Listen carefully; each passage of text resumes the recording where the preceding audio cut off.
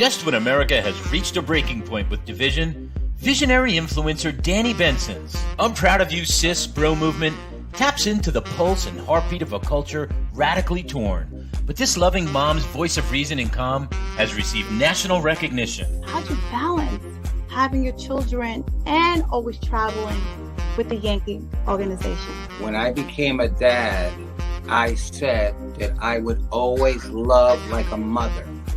I feel like I have to try certain things or act a different way because I know some people or some kids. So join Danni Benson as she celebrates her special guests on her show and highlights their gifts and contributions to our world.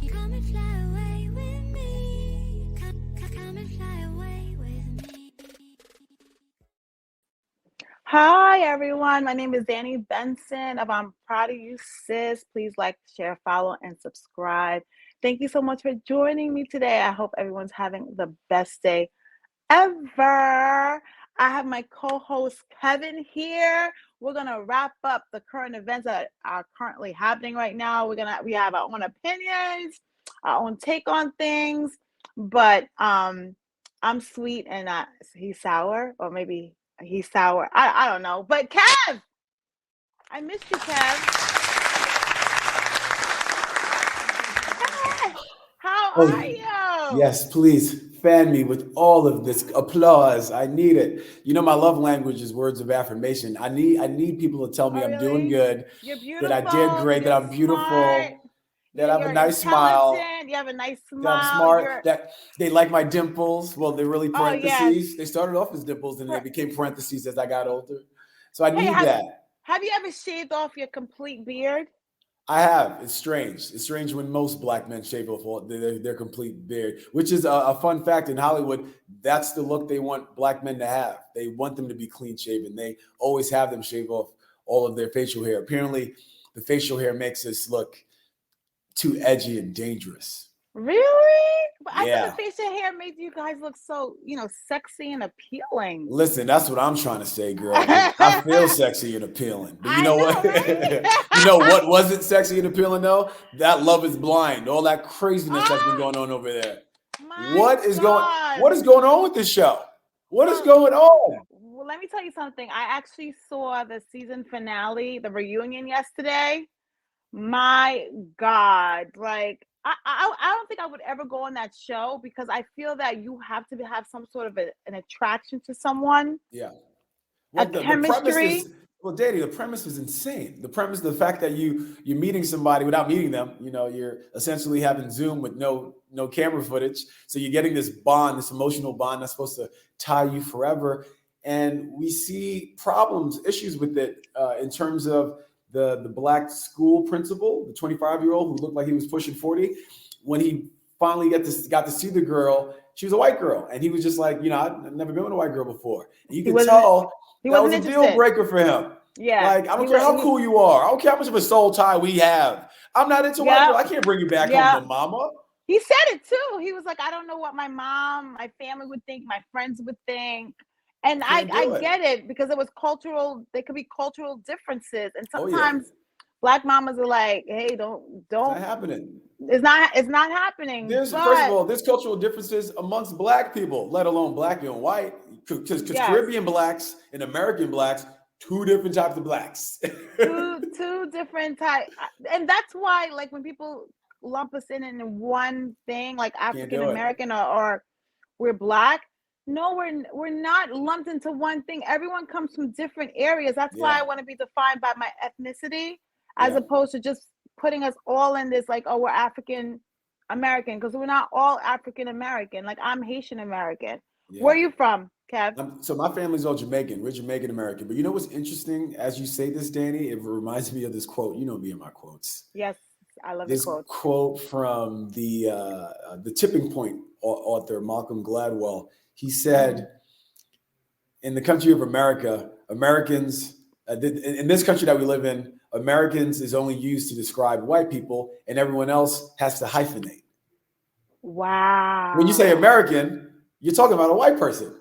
But if you want to talk about you and me, we have to say Haitian American, Jamaican American, African American. You have to hyphenate. Americans are white, everyone else is hyphenated.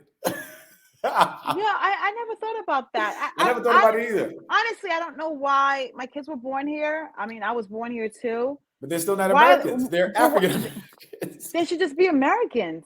Nope, I- Americans. Because when you think about even us, when we think Americans, we probably think white people first.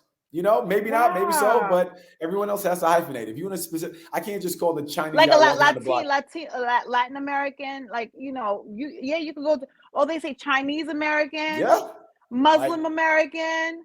Oh wow, I never thought about that before. I wonder how many generations. Well, African Americans were here for 400 years, so they've been here for generations. So I I'm mean, yeah, we surprised. were here for 400 years, but I mean, I wouldn't read the Yelp reviews for the first couple of hundred. You know, I know. It wasn't a good time. I know. Had a good time. And it wasn't a good time, and sometimes that's why I feel like history is so important. You have to I know it so realize- you don't repeat it. You know, like the people in Love Is Blind. Yeah, you gotta know who you are. and also it's like if you're ashamed, the reason that you have to know your history is that the parts that you're ashamed of is the parts that you don't want to repeat again. Yep. So the fact that you want to erase it, then that's what's happening. It's happening right now, as you know, in this country, specifically in the state of Florida, where they are pushing or they're making what happened. They're either not talking about it or they're speaking about it almost as if it was like a fiction. Like, oh yeah, slavery wasn't really that bad. It's like, what do you mean it wasn't that bad? It was the worst thing. It was bad. That happened to black people. So many people died during slavery. I mean, you died for the most stupidest things. You weren't paid. You had to eat like the worst. Like basically had to eat the leftovers. That's why they have difference. And we've spoken about this before, and the biggest difference between, so we won't talk about it too much. We'll get back to the fun stuff. Love Is Blind. We know you guys like the fun stuff. Yes. But we've spoken about the slavery issue before. The difference between American slavery and the rest of the world, I'm not saying the rest of the world was any better, but if you want to compare them, yeah, they were better. Because in the rest of the world, the idea of slavery wasn't an infinite thing. It wasn't a, Danny, you're a slave. That means your twin daughters are going to be slaves. That's not how it was. It was, you're a slave for this time period. Only in America where it was, you're a slave, your kids are going to be slaves, their kids are going to be slaves. And that's what made it even more barbaric and horrible. It's like they literally Derek Chauvined us. You know, they had their knee to our neck for all these generations. Imagine being born into something that was horrible, but you don't realize how horrible it is because everyone around you has only experienced that same thing. And you know that your kids coming after you are going to experience that same thing. And you're going to die knowing that. You know, for a lot of those slaves, there wasn't a, this is going to get better. No, this is it. And that's what it was. Murder, She Wrote. But I mean, luckily we had some really strong role models in the Frederick Douglasses of the world, the Harriet Tubmans, you know, the Nat Turners that went and led revolts. But again, we're not going to go too deep. Slavery in America was horrible. So why ignore this history or act as if it never happened, when if you teach it to people, yes, it's going to create a divide, but it's better to weaponize people with the right knowledge, because so many people make big mistakes when they don't see the whole picture. Once you see the whole picture, you can start making better choices and better judgments. But a lot of people are living piece by piece. You're dealing with a word puzzle. You're going piece by piece, not a word puzzle, but like just one of those puzzles. You need to see all the pieces. You need to see all the entire game. You need to know how far you've come to make and how it much make further sense. you got to go, and to make it make sense. To make it make sense. Make it make sense. That's why sometimes when I speak to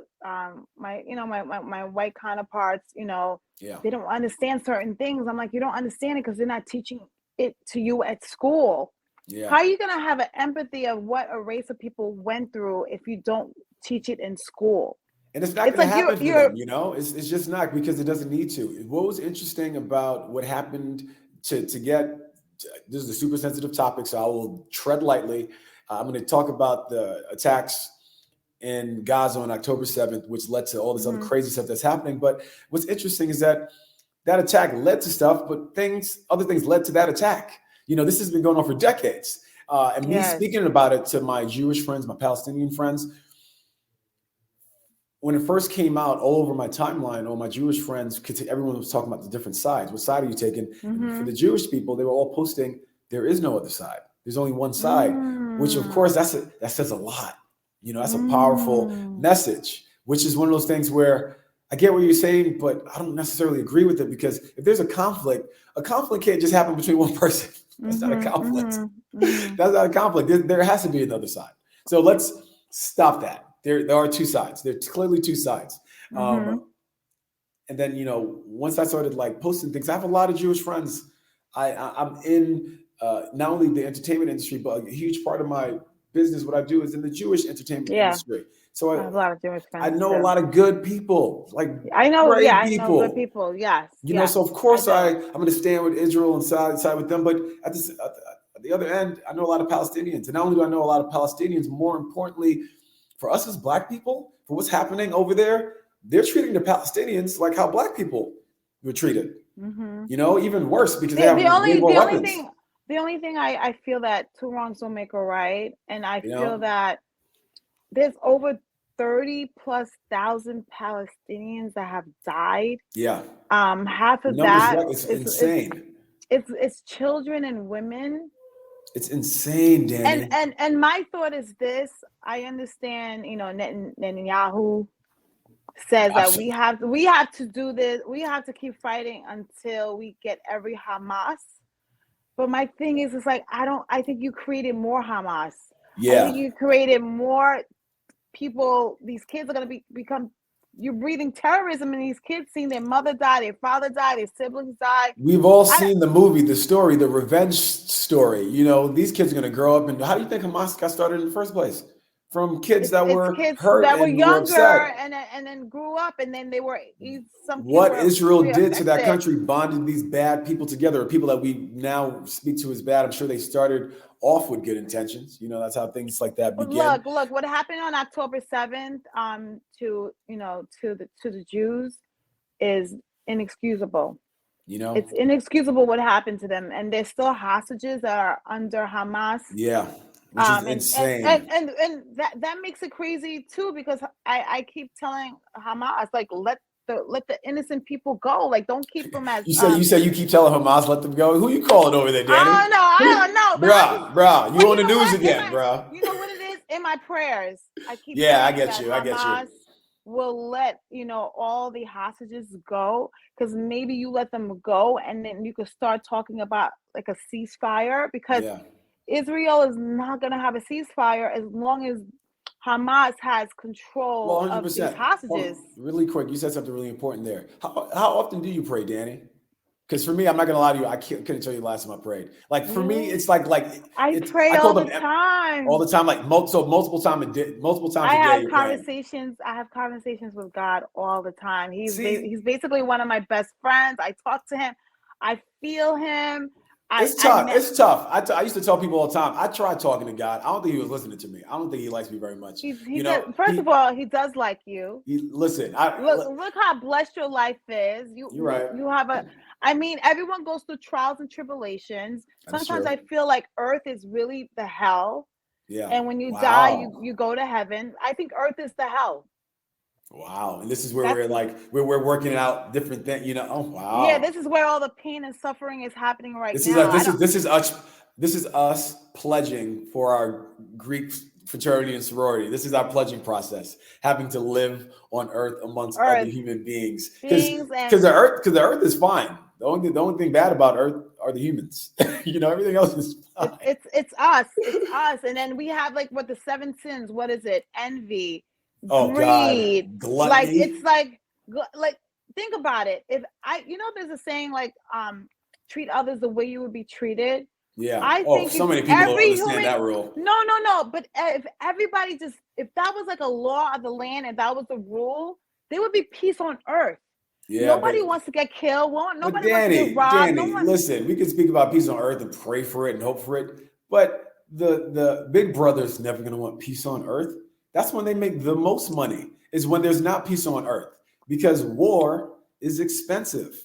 You know, I don't know. I couldn't tell you the numbers, but just to dress a United States soldier with that gear, the backpack, the boots, all that stuff, that's being manufactured and made from a company. These companies like to be in business. Yes, war is profitable. That's why with the Ukraine war, with the money. Hamas war, there's companies out there that's making so much money because on the military artillery, the bombs, the bullets, War is it's not a going good, anywhere. War is not but going anywhere. It's not going anywhere. but And I feel like there's better ways to solve problems than just killing people. that's true. You know, Just I killing agree. people, killing people. What does that? What is in the day and age that we Listen, live right now, 2024? yeah. What is killing people resolve? So I don't I think believe killing people is the answer, but this is a very small but. I do think there's too many people on this planet right now. There's way too many. Like some of them, some of them No, need to go it's somewhere. because There's too many people. There's too many No, people. no. It's because you live in New York City. Look, about to say, have you where ever tried everyone coming out is- of Brooklyn? Have you ever tried driving out of Brooklyn around Oh my 4:30? God. Way too many people in this Yo, world. All right, some of them got to go. Everyone, look. Let me just tell you We need something. that Thanos snap. Some of them got to go. There's too many people in Brooklyn. Where I live in Long Island. To go to the city is 34 miles. Listen, I have you good over family- there. I have family who You live good over 6 miles away from Manhattan. It will take us the same amount of time. They'll tell me I live far away, but I'm like, but it takes us the same time. You live like 10 minutes away from Manhattan, but it takes you like an hour and a half. Like Danny, sometimes an that's hour to get why. there. Danny, that's why we need war. So we can start opening up the traffic. Without Wow. war, we're gonna have too many people in these cars and in these streets. We need war. Well, you know what's going to happen? This inflation is killing us right now, so people It ain't going to is. have no kids anyway. Yeah, well, that is It's true. like, People have been cutting down. yo, People have been cutting down. You cutting heard that down. phrase? There's that phrase. I'm probably gonna mess it up. It's called a doink. Dink. Double income, no kids. So now you have people that are together. They're like, yo, I like you, you like me. Let's kick it. Let's be together. You want to get married? Let's get married. You want to have kids? No, I'm good off of that. I like what we got going on here. And they It's both called and a they dink. both feel and they both feel that way. They both in Yes. agreement that they don't want to have kids. Correct. It's called a dink. Double income, no kids. And these people are thriving. Woo! They're going out there and traveling the world They're because, having fun. especially with Yeah. the emergence of social media, you're seeing like the world is such a smaller place now. You know, all those borders on the maps are getting colored in. We know what to expect. We could go on TikTok and plan an entire trip within 45 minutes. What I'm going to do in Asia for the next 30 days, just from looking at TikTok reviews. Real quick, go on YouTube and watch a 4-minute video about Spain, and now you already know what you're going to do in Spain. You know, and if you don't have any kids, you don't have to worry about childcare, doctor's visits. All you have is or school. Because what messes School, me up with traveling it. is the school year. Oh yeah, I mean the have academic to calendar. travel. I have to travel based on when they're off. And when they're off, all the kids are off. So everywhere we go, it's crowded with just kids and family. And then travel. So- You travel with these kids. People don't realize you can travel with your child up to the age of 2. So once your kid turns 2, once your kid turns 2, I didn't realize when they said up to 2, I thought it was from when they're born till 2. No. 2. Once they turn 2, they cost full price. That's it. Full So price. that first year and We were up until traveling 2, all that's it. over the place. Oh yeah, you best believe my son was in Jamaica We when were he was a traveling couple all months. over the place. We Yeah. were like traveling all over, and I had 2 of them. So they would be like, I was like, yeah, we're flying again because there's gonna be a time that these kids are gonna be like an adult seat. So if a ticket is $400, if a family of 4, it's $1,600 just to travel. What we gonna do when we get there? I have to use all my money to get us here. What we gonna do now that we here? We gonna stay in this hotel room and take advantage of all the amenities because we ain't got no money. We don't got it.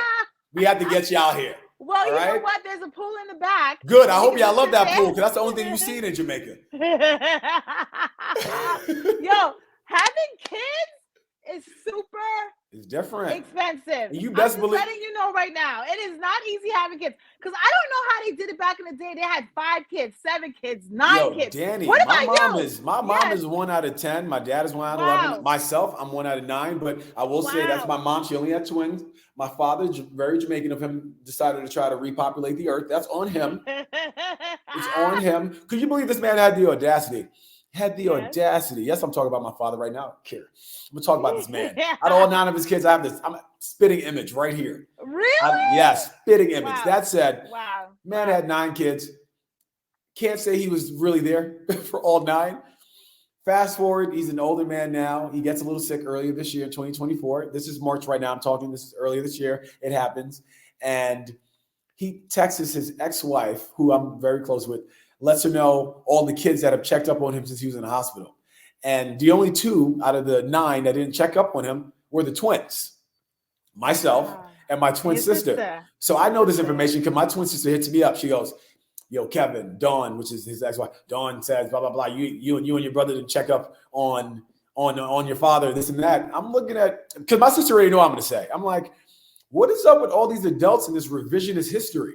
This man didn't raise me. I don't know him. For me, it's just another stranger in the hospital. Am I going in the hospital and checking up on everybody, every Tom, Dick, and Harry? Mofo, I don't know you.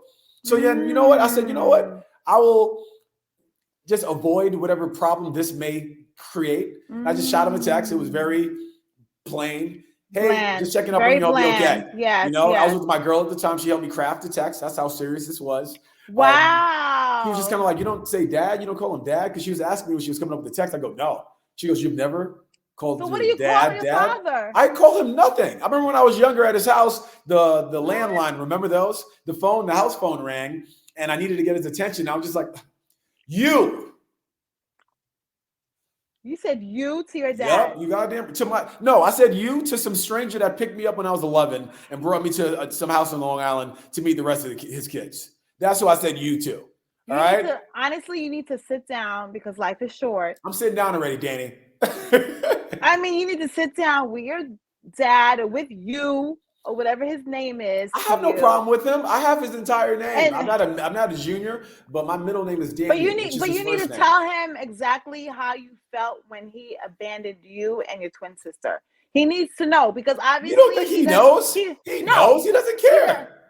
If he does know, why would he be shocked that you guys didn't even respond? Like didn't even check because he's at a point in his life that he's never been. You have to understand, Danny. Aging is a beautiful thing. What makes it beautiful? Everyone doesn't get to do it. But what's interesting about aging is that if you live long enough, you're going to become all the things that you never thought you would be. That's good or bad. You're going to experience all the things you never thought you'd experience, and that's good or bad. You're going to be in scenarios that you thought you knew you would be, what you would do if this happened to you. And now you're doing the thing that the other person did that you thought, I can't believe that person did that. Like if you live long enough, all those things are going to happen. So this man is now living long enough to now be of an age where he thinks, I'm this old and I need help. Where are all the fruits of my labor? Well, sir, you let them roll down the hill and they found other trees and sources of nutrients that helped them become a different fruit. And now they're not the fruit that you thought you bared. All right? So let me ask you a question. You're such a great dad. Sure. Is it like 50-50? Like kids, like some kids get abandoned, they become who they abandoned are to their kids. Well, and some kids is a complete opposite and is very nurturing because you're very nurturing to your son. Danny, it's the common story with the two sons and alcoholic father. One son grows up to be just like the alcoholic father. The other son doesn't touch it at all. Right? So that's what's going to happen from it. So when it comes to my son, I think that's exactly what it was. It made me, Carmelo Anthony was speaking about this on his podcast that he has with that comedian. Was it Cat Williams? Jesus and Mero. Remember Jesus and Mero? Yes. This is with Mero. He has a podcast with Mero. And he was talking about fatherhood for him because he didn't grow up with a father. So by the time Carmelo Anthony was a father, this guy's already a millionaire. He has all, in terms of Black people, in our eyes, his problems are solved, because money isn't an issue. Money solves once you take that out of the equation, we can figure out other things. All right, what other problem do we have, Because the money thing is good. Yeah, we got the beach house, the second house. Hey. So for Carmelo, having this son, for him was just like, yes, he was his son, but it was like a little brother. Because now it's just like, I'm going to bring this little mofo everywhere with me. And that's exactly, as I'm hearing him talk, I never thought I could relate to Carmelo Anthony in any way because I'm not 6'8", 250, played basketball for Rutgers and was a beast. I was never that. I never backed Lala Anthony, or do I think I ever could? But you could. You think I could? All right, I'm going to shoot my shot. Yeah, you could. My girl's going to be No. You're right. I'm not. You're right. I got a girl, but she's great. I love she's her. Great. She's great. Perfect. Perfect match. Is she Lala Anthony? But Lala Anthony isn't her, so it's cool. You're right. We are the perfect match. Yeah. Yes. Because what you need is somebody who compliments you, not someone that's just great. That's it. When it comes to me having my son and hearing Carmelo Anthony speak, I'm just kind of like, that's my exact experience.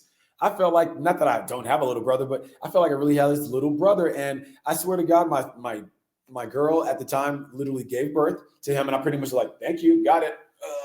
Really? Later. I brought him everywhere with me. Like where right now I'm recording this in this entertainment company called Untouchable Events, who I used to be exclusive with. Now I freelance, but I was with them for a good 10 years exclusive with just this company. And they're in the city down in the Flatiron district. My son has been in this office so many times because I've had meetings. I have to bring him to things. And of course, my clientele are all families. These people love the fact that I'm a father. They love seeing my little son. They love seeing me experience all these moments because now I grew up. He grew up in this, watched me growing up in this business. And now I'm getting ready to host events for kids that are the same age as my son. And it's just like, what? But what would have happened if you and Carmela had a girl then? I probably would have went to the grocery store to get that carton of milk and never saw her again. Girls are hard. Girls are hard to raise. See, I'm kidding. I'm kidding. No, I'm kidding. I'm kidding. I'm kidding. Saying, like, okay, you have a little brother with you. Carmela has his son with a little brother. Yep. What would have happened if you had a girl? Would it have been the same vibe? Would it have been the same vibe? Danny, let me tell you this. One is going to be a different vibe, but at the same. So you wouldn't bring the girl. You wouldn't bring the girl with you. You wouldn't bring a little girl. So I have a niece. I have a couple of nieces, but my very first niece, which came from my twin sister. So one, she's already my niece, but two, the added pleasure of her coming to my twin sister. She's my daughter. Yes. And unfortunately, her father was absent. I mean, he tried, but he wasn't a very good trier. Some people are horrible triers. He falls in that category. I feel like a horrible trier is someone who's not trying. That is, I mean, yeah, that's it right there. You know, they always say never. There's no such thing as a. And sometimes it's kind of like, oh, it probably would have been better if you never even tried, you know? Anyway, he was absent, so I stepped it up. But even if he wasn't absent, it's my twin sister's daughter. I would have been all up in that girl's grill. Yes. So she was the first of her kind, being my first niece. And it made me realize she created the pattern of these little girls being born in my family hate me for the first 2 years of their life. Like they're afraid of me because I'm just too much. As you can see, I'm just a lot. I'm in their face. I'm in their face. So these little girls are like, who is that? And then, they see me the first time, they're like, second time, third time, 2 now months are going by. Then after a while, it's just kind of like, this guy's so stupid. It's just, this guy's silly. Do you think they're looking at you because they're probably saying that you're not my dad? No, I don't think they're thinking that. The kids don't. No, I don't think. No, but they know. They're animals. Don't you know your parents smell? Yes. Don't you know? Yes. You're right. And the voice, all that stuff. Yes. When they're in the belly, they can hear. I mean, the skin is not that thick. They can hear voices around and stuff like that. No, so your voice, if your voice sounds familiar, they would have looked at you with a familiar face, like, oh, I know that voice. Well, I just realized we're like almost 30 minutes in, and we haven't spoken about any topics. Sorry. Sorry, y'all.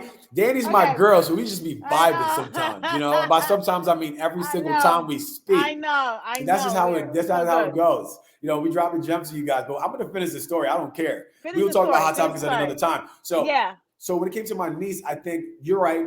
Kids definitely know they have that bond with their parents, but because her father was absent, I think that bond maybe happened with me, because that girl had a sweet 16. That little girl I'm talking about, who's 18 now, she had a sweet 16 2 years ago, and I was her third candle, and she spoke about me, saying that my uncle was my father, and she spoke very highly of me. And my niece started the trend of, like, all the uncles, because remember, it's 9 of us. So I have 5 sisters and 3 other brothers. And since we have all these nieces and nephews, sometimes it can get confusing. You have to add, like, uncle this, auntie this. But when it comes to the uncles, all the nieces and nephews know when you just say uncle, you're talking about Kevin. Kevin is uncle. Yeah, Kevin is uncle. And my niece started that. Kevin is uncle. So she was, deathly afraid of me because I was a lot. Then after a while, a switch goes off, and they're just kind of like, nope, I think I like him better than everyone else. And wow. Well, you are a likable person. You are a likable person. But, let me just tell you something. I'm so happy, even though her father was absent, she had father figures in her life. She did, because that's important. Because that's what I tell. That is important. Mothers. Like, cool, the guy's not doing his job. Pivot. Find a mentor. Pivot. Get any man around. Yes. I know you think. Not any man. You're right. No. Because I get it. Smokey on the corner is an entrepreneur because he has a bunch of people running drugs for him. But that's not the type of entrepreneur we want around. We want around our babies. No. We want All right? positive men that can be not father figures, but for them to see men in a positive light. Because what happens is when there's absentee fathers, and that goes for boys and girls. Correct. If you don't have like positive men around them, then they go searching for it, and sometimes they search for it and pick the wrong partner because they didn't have the example at home to see what the right partner, the right person would be. You are absolutely right. So it's great. See, because she's going to marry or choose guys just Somebody like you. Me. Somebody like me. Because you're the example. But no, if I had a girl, there would be no difference. You know, I would.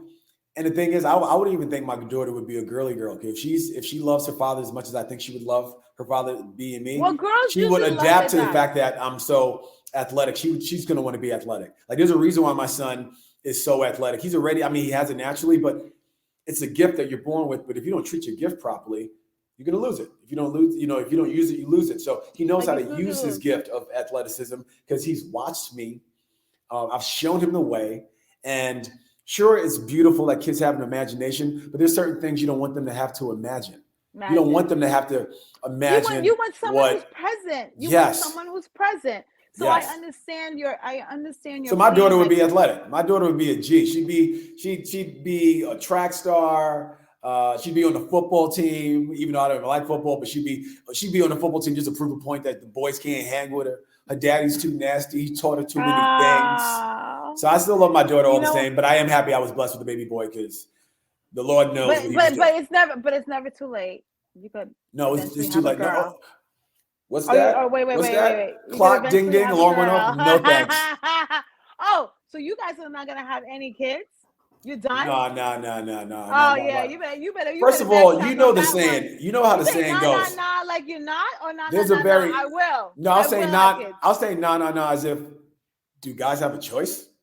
Okay, thank you. I don't think guys have a choice in the matter unless they go out and get a vasectomy and pray that the doctor did a good job. Yeah. But I don't think guys have a choice, which leads me to another quote that I love, that men are the gatekeepers to marriage and women are the gatekeepers to children. I'll break it down. Men are the gatekeepers to marriage. There's a reason why it's frowned upon when a girl gets down on one knee and proposes to a man. Why is it frowned upon? Because traditionally, it's the man that is opening up this commitment where we're going to bond and say, like, hey, you know what? I've made it this far in my life, and I think I need you to continue on my effort of being great and acquiring more land, making a bigger name for myself. More money. Yeah, because you do know marriage was. It very much was a partnership, but it was even more so back then. People are trying to make it lovey-dovey now just because of Hallmark and Valentine's Day and all the things that go with it. But back in the day, it was even more so lined up as a business. You know, with the that's why we're partners. We're partners. We signed a contract. So the reason why, and the families were involved. There wasn't two people making a decision. It was a whole family over here and a whole family over here. And they had to join. They had to join together. The whole family has to join together. So I say, so the reason why it's frowned upon now for a girl to propose marriage to a man is like, you're not the person that's supposed to initiate this contract. You know, gender-wise, yes, there are two genders in this instance. And one is a man, one is a woman, and the woman's supposed to receive the proposal. The man's supposed to give the proposal. That's how it is across the board with all religions, from what I know. So if a girl or your significant other asked you, would the answer be no, because you feel like you're the one that has to be asked? So you have to ask your significant other? I'll tell you right now, I know who I'm with. And I am with very much a traditional gal. You know, she's a girly girl. I do love that she's comfortable enough around me to be her most feminine self. You know, she doesn't choose to does she have some masculinity in her? Absolutely. When it comes to the workplace and how she runs her meetings and business. The workplace doesn't give you a choice. That is true. When you go in corporate America, I remember one time I cried in my earliest 20s. You cried? How dare you? I know, I cried, and my manager was a woman. She got me in the office, and she was like, "We not know this something right now." She's like, "I'm going to tell you right now.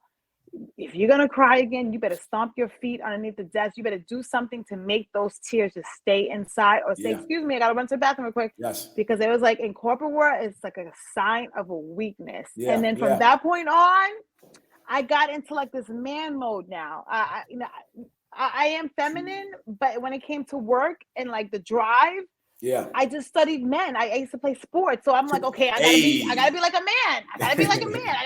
That's how when you said yesterday, I was like, oh, I'm the queen of pivot because I used to play basketball. Yeah. So when one person used to block you this way, we used to spin around and go Danny's the other tall. way. How tall are you? Like 5'7", 5'8"? I know I'm actually 5'9". I'm 5'9". Are you 5'9"? Am I taller than you? No, I'm not taller than you. I've been next to you. No, I'm taller than you. I'm 5'9". I'm 5'9". Oh, we're the same height. And what's insane is that I've been 5'9" since I was 13 years old. I thought I was going to be this you never humongous grew person. after that? I was a freshman in high school and never got any taller. You wasn't drinking your milk. You wasn't taking your vitamins, Listen, and you wasn't stretching. It's not that I wasn't drinking my milk, because I was drinking my milk with Lucky Charms. That's the problem. It's like I have a love-hate relationship with cereal. Like I love it, but it's not. I feel personally it has too much sugar. Well, they all do. That's how it gets addicted. But what are your top three? Top three sugar cereals. Go ahead. Top three. Give it to me. Okay, top three is Fruit Loops. Fruity That's my mom's Pebbles. favorite. Fruity Pebbles. Oh, it gets soggy too quick. I can't do it. No, you know what I like? I like it on top of ice cream. Yeah. So I actually buy the cereal box. So then when I'm doing ice cream, like vanilla, So I like to put it on. I like to put it on top of ice cream. I've never tried that. And I like Honey Nut Cheerios. That's like a classic. All right, I'll give you my top three. Okay. My top three: Frosted Flakes. That was my mom's favorite, so they're always in the house. Remember this? You're a great Tony. I'm telling my age. My second one, and this hurts me to say, put this as second, because everyone that knows me would have thought this was number one, because it was my number one for the first 25 years of my life. But number two is gonna be Lucky Charms. Lucky Charms is number two. Oh, my kids love Lucky Charms. I love me some Lucky Charms. I'm the type I would eat all the grains out, save all the marshmallows, eat all the marshmallows, and then I always love the milk that's left. I would always, not only do I love the milk, but I would put a couple of ice cubes in my cereal, so by the time there's milk left, it's still nice and cold. Yeah, really, that's a good trick. Yeah, I love doing that. I have an aunt that's a complete opposite of me. She actually warms up her milk and then puts the cereal in it. No, that'll make the cereal more soggy. She loves it. Hot, it's gonna melt. She loves it. She loves it. Anyway, so what eclipsed my favorite cereal for most of my life? Waffle Crisp. I never had that before. So good. And you know what? They don't even sell them they don't run them in a lot of these stores anymore. I don't know what happened. My girlfriend surprised me after I didn't have it for years. Amazon. I don't know where she got it from. I think they sell it. I'm pretty sure they sell it. I'm pretty sure they sell it at one of the supermarkets near her, because her and I are on opposite ends. I'm in Brooklyn. She's up near Westchester. So they got some good stuff up in Westchester. I got to stop in. But you know what? I have a fun idea. Because, I have a heart out in 4 minutes, because for you guys at home, it's March Madness. We got St. John's in the Final Four. I'm headed to Madison Square Garden. I saw some UConn Huskies on the way in when I came in to do this podcast. I'm looking at them just like, y'all are going down. I'm not even sure if we're playing you, but I don't care. You're not St. John's. I don't want to see it. It's all about St. John's, baby. It's all about St. John's. All about St. John's. Let's go. Let's go. So this is what we're going to do. Wait, did you go to St. John's? Did I go to St. John's? After all that, you going to ask me if I went to St. John's? Of course I went to St. John's. You went to St. John's. St. John's. Oh my God. College of Professional Studies. 09, baby. 09, baby. Anyway. So you think they're gonna make the Final Four? They're in the Final Four is what I'm trying to say. They're in the Final Four? Yeah, I'm going right now to go see them. They're in the Final Four. Listen, it's pandemonium down at the Garden right now. It's nuts. God. Yes, it's insane. I don't know any other team in it other than UConn, because I walked past the crazy crowd, but I don't even care. This is all about St. John's. We're finally good again. They were terrible during my years, but they were okay enough to pop into Carnesecca Arena and watch. But now, in this day and age, as I speak, March 2024, they are in the Final Four. March Madness is going to be Red Storm, baby. Let's go. All right. Well, let's go New York. Let's go St. John's. Let's go. I mean, we need one basketball team to win in New York, because the Knicks, they always be failing us all the time. You know what? The Knicks are looking good this year. They're looking very good this year. I mean, they're not going, but they're still good enough to get keep our hopes up for another year, which I appreciate. Around this time, No, we would already they, we would already been looking at other teams. You know? no. They're still good enough where people will still go and buy tickets. Right.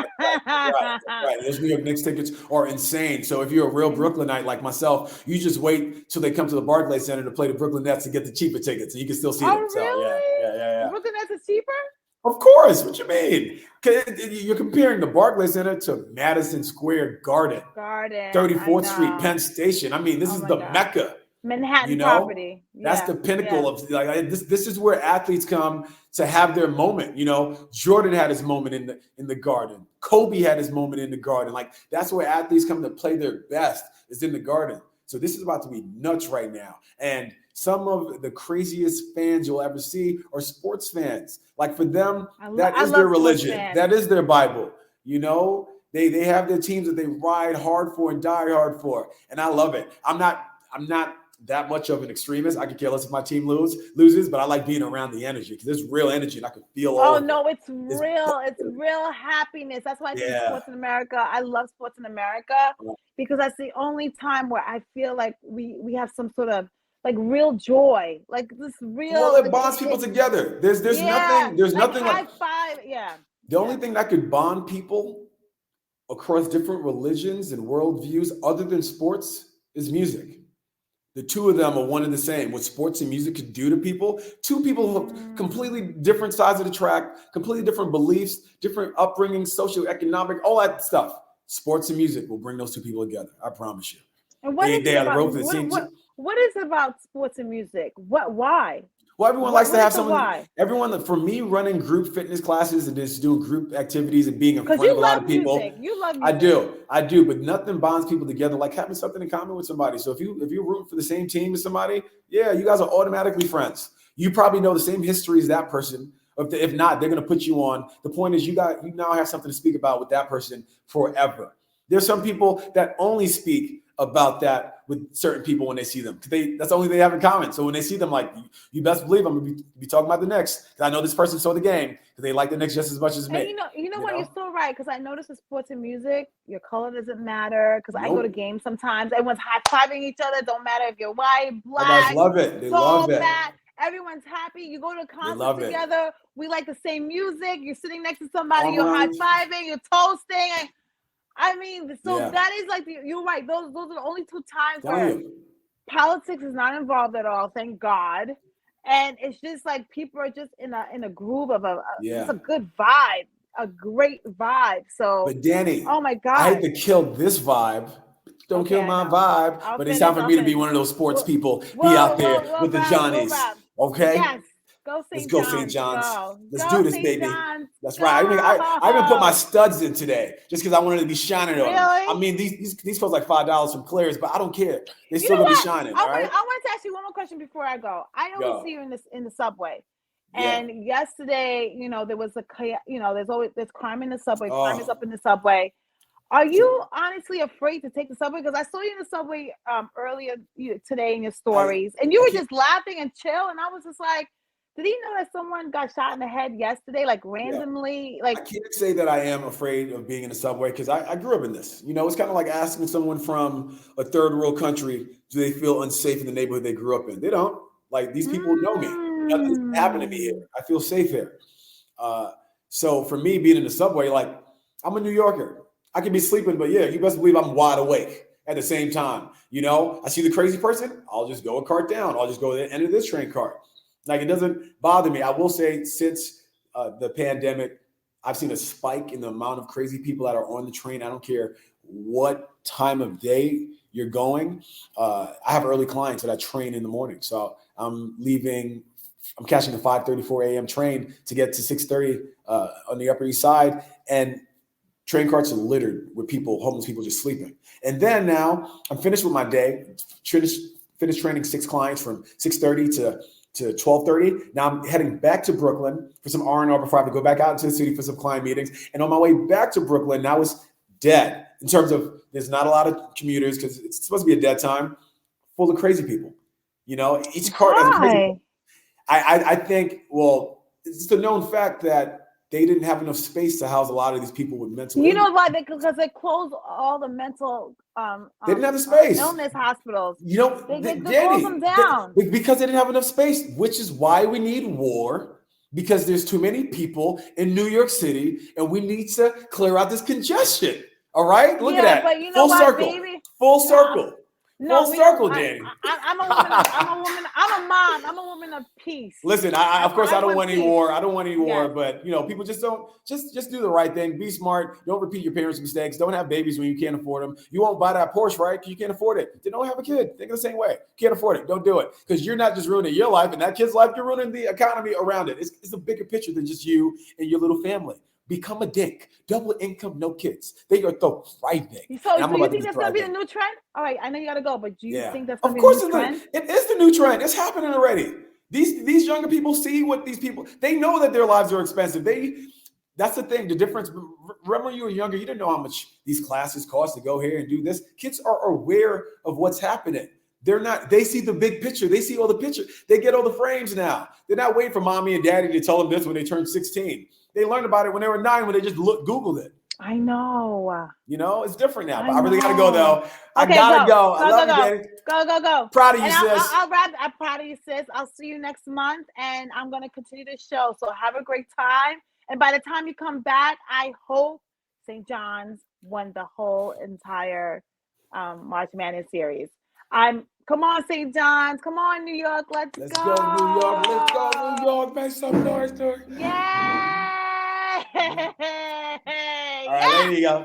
Peace, Daddy. All right. Thank you so much. Thank you. So, you know what? Kevin was talking about like the mental illness issues that is going on in our society right now. What happened was decades ago, there was mental hospitals where people who had, mental illness were able to stay in there, right? But after the years of them having all these mental illness people in the hospitals, all of a sudden there were budget cuts and they closed like almost all of the mental health hospitals. So where do you think that, because mental illness is a disease, so it's not like those people will, go away. So then you find those people like in the streets, in the subway, and honestly, like look, I used to take the subway when I was like 7 years old. Can you believe it? I was born and raised in Brooklyn, and back then that was the norm. We didn't have school buses, so we actually, in first grade, we would take the bus, and we would take the train with everybody there, with adults and everything. Like, and the kids right now in New York City, that's what they do, But I took the train with my kids, and now I'm looking back. I don't know if personally I would feel safe if my kids, took the train. Maybe because I now live in suburbia, and the school bus comes and picks them up in front of their house every single day. So I'm very fortunate for that. But crime has risen a lot in the subway system in New York City since after the pandemic. And the pandemic brought out a lot of things out of people. And if you were at your brink and the pandemic happened, that could have been that push that pushed you into a mental illness that you probably didn't even know you had, or it existed, or something just happened to you. So now there's, like what Kevin just said, there's a lot of homeless people, and New York, does take care of their homeless, but I feel that sometimes because the mental illness component is involved, that they choose to be homeless. So this conversation will be continued, but mental health is on an all-time high. I think it's a new pandemic, and that's within our youth all the way to adulthood. With inflation, everything is priced so high. I'm hearing foreclosures are starting to be through the roof now. I'm hearing there's going to be some banks that might collapse because of the high interest rates, that it will drive somebody crazy. It will drive somebody crazy, and there's people losing their homes. What I'm going to say about the subway system, and what my parents used to tell me, is keep your back against the wall.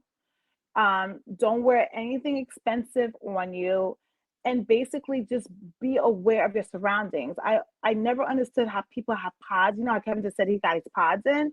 I need to hear everything that's going on. And sometimes I feel like when you have those, AirPods in, or whatever you have in your ear, because you're listening to music or a podcast, or just having a conversation with your friends or loved ones, how do you have those in your ears and not be wary about if somebody comes right behind you? Because you can't, honestly, the only thing you can hear is the conversation that's going on in your ear. You really could hear your surrounding unless you have one pod off, where one ear is listening to everything that's happening around them, and then you have a pod in, having the conversation that you're having, whoever you're having a conversation with. But taking the subway is so, to me, is so scary right now, because you don't know. Crazy doesn't look crazy to me. Sometimes you could look at people and you could tell they have mental illness, so you could just like cross the street, like Kevin said, go to another car. But there's people who look normal that you would not even know that has mental illness, and you'll be sitting right next to them, and all of a sudden, like what happened, yesterday, it could happen to any one of us. It's just my thing is this, like, I think crime is so random these days. Like, I don't know. I just feel like it's more random than it was before. I'm fully aware of my environment. I pray for anyone who takes the subway system, because sometimes when I go in the subway system now, sometimes I feel like I'm trapped, because when the doors close, because that's what happened yesterday, the doors were closed, and the people in the car were screaming. Now you're stuck you're stuck within that confine of the doors, and then someone pulls a gun out, like a emotionally disturbed person. Sometimes I'm like, do they even know what they're doing? Because they have mental illness, so that means like their brain is not 100% functioning normally for them to make the appropriate decision, that pulling a gun and shooting someone in the head is not the right choice. Taking someone's life is not the right choice. And I'm not saying that everyone who murders someone or harms someone has mental illness, because there's people that don't have it. But in the circumstances that happened, they said the person did have a mental illness. We in this country are going to have to deal with the mental illness issue. We're going to have to deal with mental health, because of social media, because of constantly being on the iPad, because of sensitivities of people now these days. Because when I was growing up, it was like a hard knock life. Like, they built us like really tough to like withstand whatever was coming our way. And I'm more aware with it with my children. Like, I'm trying to build resiliency in them, so they're not easily breaking down or easily being sensitive to things, because we live in a world with so many human beings. I think there's 6 billion plus human beings. Someone is bound to make you upset, and you have to know how to pivot and how to handle those situations without resorting to violence, especially extreme violence. Like, you have to be able to talk to people, communicate with people, instead of just going for the gun or going for the knife and just stabbing them. Like, people need to start having conversations. And that's what I mean. Like, that's why like this self-love day is so important to me. I am the co-founder of Self-Love Day, because it is as important to normalize going to therapy, as important as it to go get our eyes checked for glasses, our teeth checked for braces, or we have a cavity and we need a root canal to get our ears checked to make sure we can actually hear, and to get everything checked inside of our bodies to make sure it's operating proficiently, right? So we forgot about our mental health, and our brain is an organ which holds where we hold our traumas, our choices, and and where we make our decisions, right? So I want to normalize, at the earliest of age of kids knowing therapy, knowing that there's a place that you can go to talk about your feelings. I I know the aim is to talk to teenagers, but I feel like personalities start being really developed and really like by the time a kid is 13 years old, they start being set in their ways. And I feel that who wants to talk to a stranger at 13 years old, especially when all your life, your family's telling you don't talk to strangers, right? I I just feel that our kids need to know that there's a place where you can go talk about your feelings, and talking about your feelings doesn't mean you're crazy, but sometimes the world could just be um, so much to handle, especially like the speed of our of everything going on. It doesn't seem like we get a day off anymore. It's always something going on every single day. Sunday used to be the day of rest. It's not even a day of rest anymore. Sunday, I feel like it's like any other day, except my kids go to Sunday school and I go to church. But besides that, like the world is not stopping. And if your mental health is not at 100% or even close to 90%, you could eventually have a breakdown. I know plenty of people who've had nervous breakdown. One minute their life is normal, something tragic happens, and they never knew they had this in them, and they just go, to the other side where the mental illness that has a hold on them that they can't get back to how their life was normal. But what about if we were able to leave our emotional baggage, like deal with our traumas like in real time, so we don't have to carry all of this on us. So me and Kevin will continue the conversation about mental health.